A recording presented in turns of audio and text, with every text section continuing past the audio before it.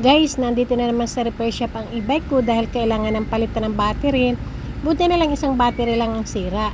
Lagi na kasi itong lubat kahit full charge pa. Kapag ginamit ko sa umaga, pagdating ng hapon, lubat na. At hindi ko na magagamit kinabukasan. Kaya ang ending, araw-araw ko siyang charge pagkagaling sa trabaho. Napaisip tuloy ako na baka charger ang may problema. Baka kasi dahil fast charger yung battery na nabili ko, baka mabilis din malubat. Kaya ang nangyari, bumili na naman ako ng charger at baka sakaling mag-akma tulad din ng original itong charger na may dalawang LED indicator. At yung unang nabili ko ay yung may percentage indicator. Pero ayon sa repair shop, mababa na ang battery meter ng isa. Dapat kasi pare-parehas ang level ng lahat ng battery. Diba, apat ang battery. Halimbawa, kung bawat isang battery ay nasa 13% tapos may isa na 8% na lang, ang tendency nito ay palaging mauunang malubat ang isang battery na mababa na ang battery meter. Tulad na nangyari sa battery ko, mabilis mag-full charge pero mabilis din malubat. Kaya kung ganyan din ang e-bike ninyo, ipatingin na agad sa shop kung sakaling battery ang problema. Mura lang naman ang pagpapalit ng battery at mura lang din ang isang battery kung iyong bibilhin. Grabe na talaga guys ang maintenance ng e-bike ko. Kaya kung bibili kayo ng service ninyo, mas okay kung motor na dahil pang matagalan na. Ako kasi hindi marunong magmotor kaya ito ang binili ko. At itong e-bike ko, 2 taon pa lang noong August 18. Pero kung ano-ano na ang sira. Pero syempre malaking tulong pa rin ito sa akin. Kung may mabilisan akong kailangan puntahan, nakakarating naman agad ako. Bukod doon, hindi rin naman ito malakas sa kuryente at tipid din naman sa pasahe sa tricycle. Dati kasi, araw-araw pa ako nagta-tricycle bago pa ako nagkaroon ng e-bike. Ayan na nga guys, papalitan na yung battery na mababa ang voltahe. Yung ipinalit muna ay pahiram lang ni Kuya Zizar kasi wala pa siyang available na bago. Pansamantala ko muna daw gamitin hanggat hindi pa ako nakakabili ng aking sariling battery. Ang bayad talaga ni Kuya Zizar, pinahiram muna niya ako ng battery at hindi pa muna ako pinagbayad ng labor.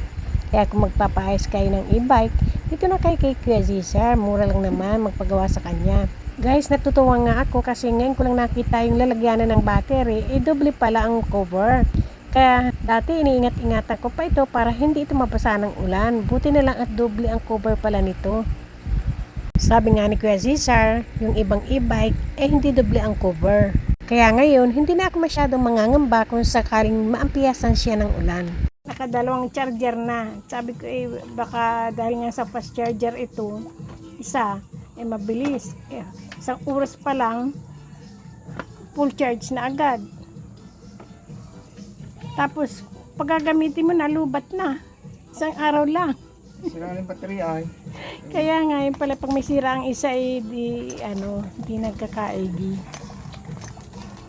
Guys, tapos na ni Kuya Zizar ikabit yung battery at ibinabalik na yung cover. Kaso ang dumi na ng cover, wala akong dalang basahan. Nahihiya naman ako manghiram ng basahan kay Kuya Zizar kasi medyo malayo yung shop niya na kung saan ginagawa yung e-bike ko. Kaya sabi ko na lang, sa susunod ko na lang pupunasan sa pagpapagawa ko ulit kay Kuya Zizar. Wala akong pamunas, dapat pala yung punasan yan. Di bali sunod na lang pagbalik ko dito.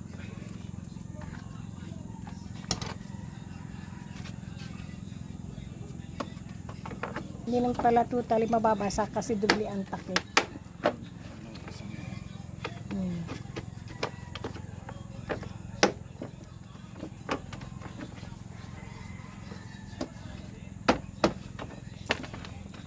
Kaya ako laging may payong ang aking e-bike at natatakot nga ako makabigla na lang mabasa.